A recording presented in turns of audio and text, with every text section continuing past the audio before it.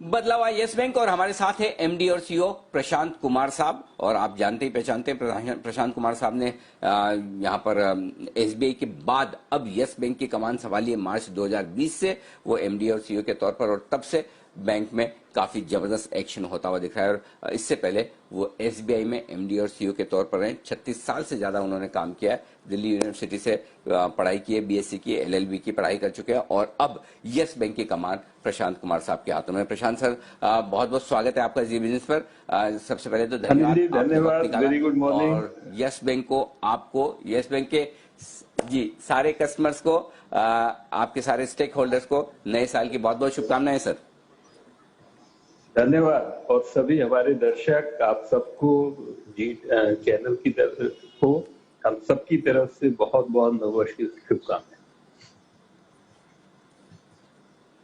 बिल्कुल, आपके कस्टमर्स भी और आपके इन्वेस्टर्स भी यस बैंक की तरफ काफी उम्मीदों से नए साल को देख रहे हैं और इसीलिए हमने सोचा कि आपसे नए साल का आउटलुक लिया जाए। सबसे पहले जो कोर बिजनेस होता है किसी भी बैंक का और आपका भी, डिपॉजिट लेना और लोन देना, अगले साल यानी कि अब साल 2021 में आप किस तरह की ग्रोथ का अंदाजा लगा रहे हैं? इन दोनों ही चीजों में, डिपॉजिट में और लोन्स में किस तरह की बढ़त हो सकती है, इसका अंदाजा दें सर।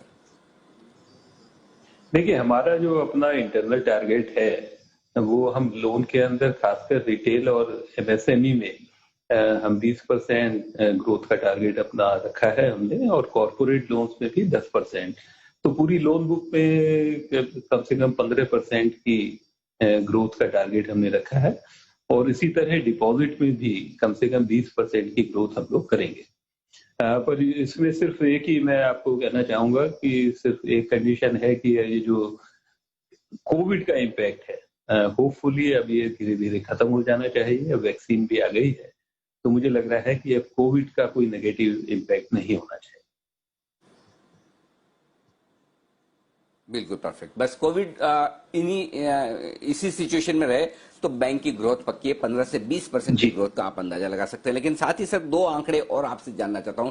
एक तो नेट इंटरेस्ट मार्जिन, क्या है यहाँ पर किसी तरह के बढ़त की गुंजाइश है, ये किस तरह के रह सकते हैं? और दूसरा, एनपीएस के बारे में आपका क्या ख्याल है? 2021 में किस तरह के एनपीएस रहेंगे? कम होंगे, ज्यादा होंगे, रिकवरी होगी, ये भी थोड़ा अंदाजा दें सर। देखिए, ये जो फाइनेंशियल ईयर है मतलब मार्च 2021, इसमें तो थोड़े एनपीए बढ़ेंगे क्योंकि जो कोविड का इम्पैक्ट है, और अभी तो क्योंकि जो माननीय सुप्रीम कोर्ट के आदेश के अनुसार एनपीएस को डिक्लेयर नहीं किया गया है, पर उसका जो पेंडेमिक का इम्पैक्ट एनपीएस पर जरूर होगा और एनपीए थोड़े बढ़ेंगे। पर जो अगला फाइनेंशियल ईयर है 21-22, उसके अंदर मुझे लगता है कि एनपीए वाली जो प्रॉब्लम है वो नहीं होगी और इसी साल में जो भी है उसको रिकॉग्नाइज कर लिया जाएगा। ठीक बात है।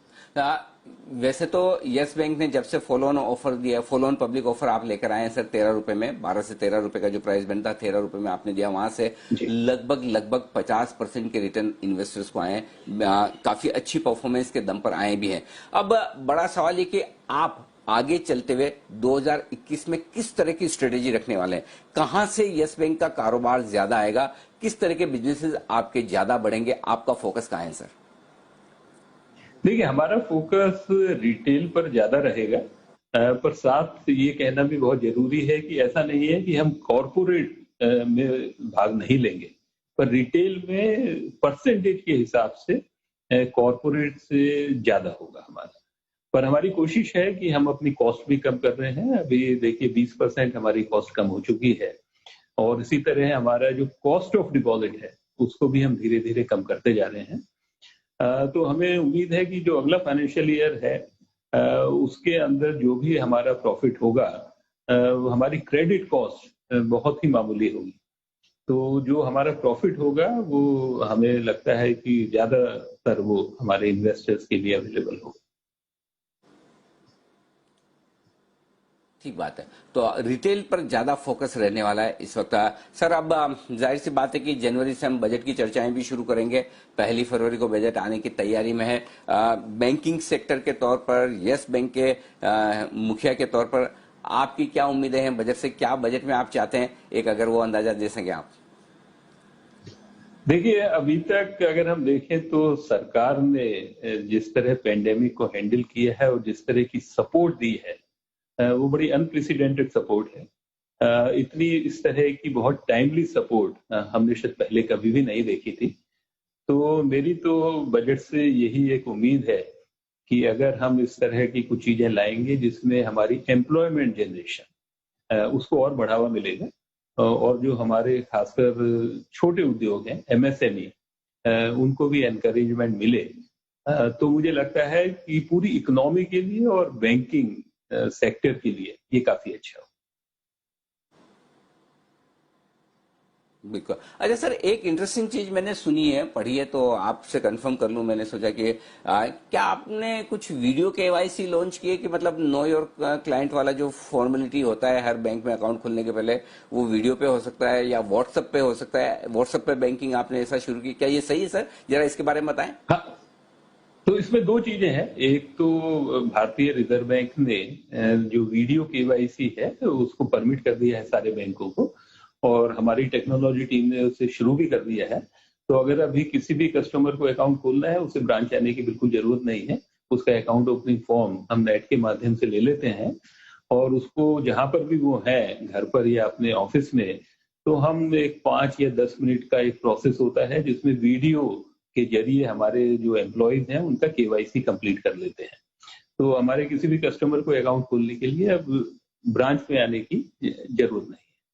और जहां तक व्हाट्सएप बैंकिंग की बात है, तो व्हाट्सएप बैंकिंग में जो बहुत छोटी छोटी चीजें होती हैं जिसके लिए कस्टमर केयर को अ, हमारे कस्टमर्स को कनेक्ट करना पड़ता है, अब वो व्हाट्सएप के जरिए जान सकते हैं उनके अकाउंट का बैलेंस क्या है। और बहुत कम से कम 22-23 तरह की चीजें हैं जिसके लिए वो व्हाट्सएप के जरिए बिल्कुल 2-4 सेकंड के अंदर उनको ये जानकारी मिल सकती ओके। तो ये कुछ बड़ी टेक्नोलॉजी का इस्तेमाल करके जो अकाउंट होल्डर्स हैं उनकी सहायता करने की कोशिश यस बैंक की तरफ से। बहुत बहुत धन्यवाद सर आपका हमारे लिए वक्त निकालने के लिए, और एक बार फिर से आपको आपकी पूरी टीम को नए साल की बहुत बहुत शुभकामनाएं और बधाइयां भी। प्रशांत कुमार साहब, एमडी और सीईओ यस बैंक के, जो बताते हुए अगले है। साल बहुत की बहुत योजनाओं धन्यवाद। के बारे में। आइए बाजार मजबूती के साथ ही ट्रेड करते हैं। Thank you sir. और बस थोड़ी देर में हमारे साथ समीर अरोड़ा साहब जुड़ेंगे, उनसे हम अगले साल का आउटलुक भी लेंगे, लेकिन उससे पहले जल्दी से एक बार जाने से पहले 10 की कमाई का एक स्टॉक कुणाल जी और राकेश जी से ले लिया जाए। बताएं सर। अनिल जी, हमारा 10 की कमाई का स्टॉक है ब्लू डार्ट। अच्छा पैटर्न है, इसको हमने निचले स्तरों पे भी रिकमेंड किया था और अब एक ऊपर में राउंडिंग बॉटम पैटर्न फॉर्मेशन बन रहा है।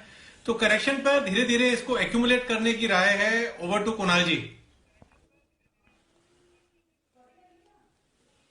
अनिल जी, बहुत ही जबरदस्त चार्ट फॉर्मेशन है। अगर आप लॉन्ग टर्म चार्ट्स देखें, एक पैटर्न बना है जिसको बुलिश फ्लैग पैटर्न कहते हैं, ब्रेकआउट आता हुआ नजर आ रहा है। तो इन स्तरों पर मध्यम अवधि के लिए हमारी खरीदारी की राय ब्लू डार्ट पर है। यहां पर जिस तरह का चार्ट स्ट्रक्चर है, ये स्टॉक बड़ी आसानी से आपको 5000 के लेवल्स दिखाने की क्षमता रखता है।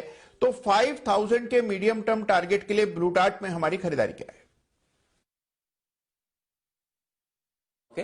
और अभी अभी राजेश पालिया साहब ने भी ब्लू डार्ट में खरीदारी करने की राय दी, शॉर्ट टर्म पिक के तौर पर अपने एसपीएल मिड कैप स्टॉक्स में, और यहीं पर लॉन्ग टर्म के लिहाज से भी कुणाल जी और राकेश जी की तरफ से खरीदारी की राय आती हुई दिख रही है। आइए बढ़ते हैं आगे और